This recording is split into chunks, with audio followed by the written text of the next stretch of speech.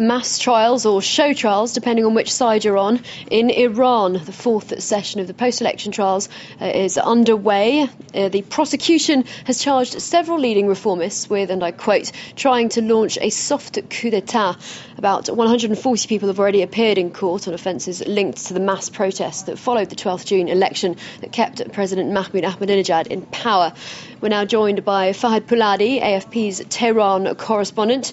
Thanks for joining us, Fahad. Several prominent reformists are in the dock, I understand. Can you tell us more about who's on trial?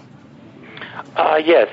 Today, leading members of two reformist political parties who have supported or had some positions during the reformist President Khatami's era, 1997 to 2005, and then later they put their weight behind the campaign of Mr. Mousavi were in dock today. Some of them were former deputy ministers, and some of them were leading parliamentarians during that era. The common denominator of today's comment they made in the court was that the election was correct, so backing down from what they said before, that the election was a fraud and that they are wrong, and they had apologized to the Iranian people. They also said that they had some link to the foreigners. And so to what extent do you think that the authorities will succeed through these trials in undermining the opposition? Well, the opposition leaders like Mr. Karoubi, the defeated candidate, and Mr. Mousavi have so far kept their word, saying that the election is a fraud, and they had asked for annulment of it. They have not changed their opinion, but so far the aides have been put on a trial, and more trials we should expect in coming days.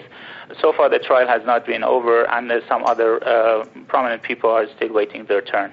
And moving on to another high-profile trial there in Iran, an article published today in the French newspaper Le Parisien says that the Iranian ambassador to France thinks that Clotilde Reiss, that young French academic who was put on trial in Tehran, is guilty of spying. What do you make of that accusation?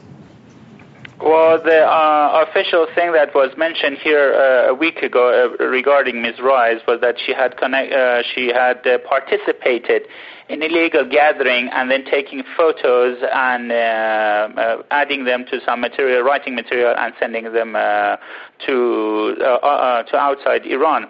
They didn't come with an actual word of spying for her. So far we have to wait and see whether there is another session for Ms. Reiss or not.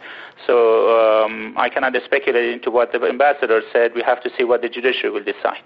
Thanks for joining us, Fahad Pouladi in Tehran.